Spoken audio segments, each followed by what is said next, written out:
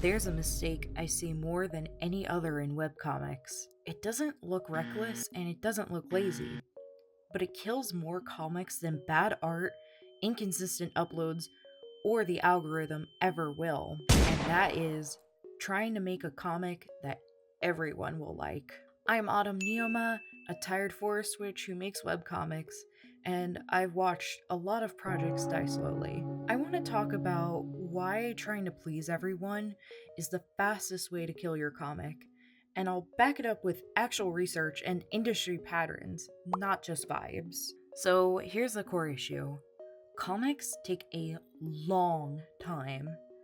On average, a single fully rendered webcomic page can take anywhere from 2 hours to 10 hours, depending on style. A full chapter can take weeks or even years, depending on the length. And that matters, because long-term creative work relies far more on intrinsic motivation than external reward. And this is where psychology gets relevant.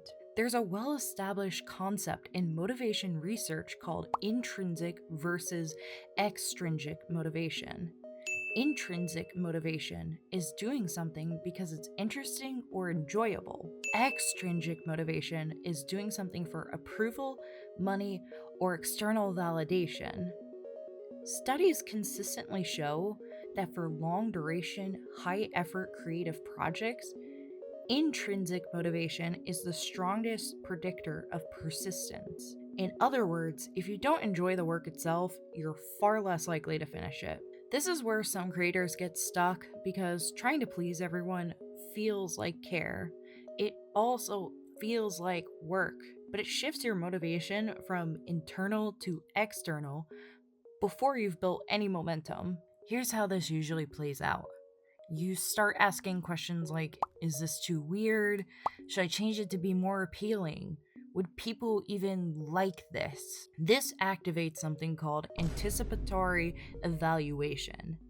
Basically, judging your work through the eyes of an imagined audience. Research on creative burnout shows that creators who consistently self-monitor for audience reaction experience higher stress, lower creative satisfaction, and higher rates of project abandonment.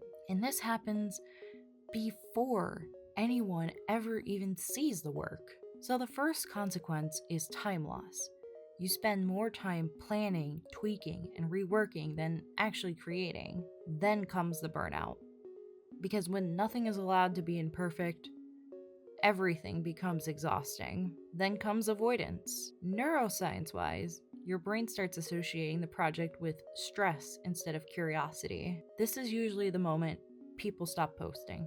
And finally comes self-blame. Creators overwhelmingly interpret burnout as personal failure and not a structural one. They think, maybe I'm lazy, I don't have discipline, or maybe I'm not cut out for this. But the data doesn't support that. Most abandoned creative projects aren't abandoned because of lack of skill. They're abandoned because the process stopped being emotionally sustainable. A comic needs to be at least a little self-indulgent. Not messy, not careless, but personally rewarding. There's a reason why niche, creator-driven comics often outlast broad appeal ones. When researchers look at long-term creative output, one of the strongest predictors of consistency is identity alignment. That means, does this project feel like me? Do I enjoy spending time in this world? Would I work on this, even if no one noticed it? If the answer is no, resentment builds. And resentment is one of the biggest predictors of creative abandonment. Professionalism alone does not sustain long-form art. Attachment does. Quick pause. The art in the background is not from my webcomic like it usually is. This time I drew Sheva from Resident Evil 5. The print is in my shop. And if you do want to support my comic and get early pages or see my videos early, That's all on my Patreon. Alright, back to it. Here's the shift that actually works. The problem isn't that you care about your audience, it's that you're centering an audience that doesn't exist yet. In publishing and game development, there's a concept called building for a minimum viable audience.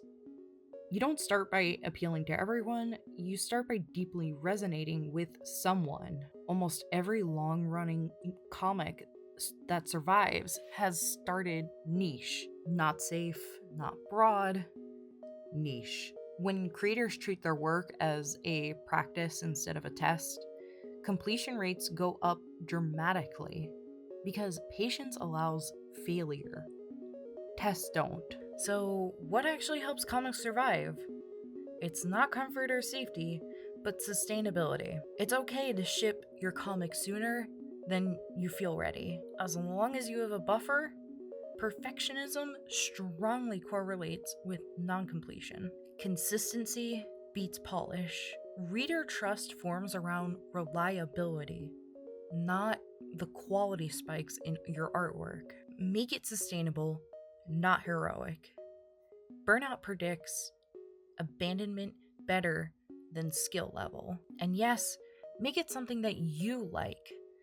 The data is very clear on this. Long-term projects are seasonal. They don't run on adrenaline forever, but need something that survives the winter. And if the only thing keeping a project alive is other people's approval, it won't last through the cold parts. If you want to read my webcomics, see early pages, or see videos early, all of that is linked below. And I'm curious, what's the part of your project you've been holding back because you're worried people won't like it? Tell me in the comments, and thanks for watching.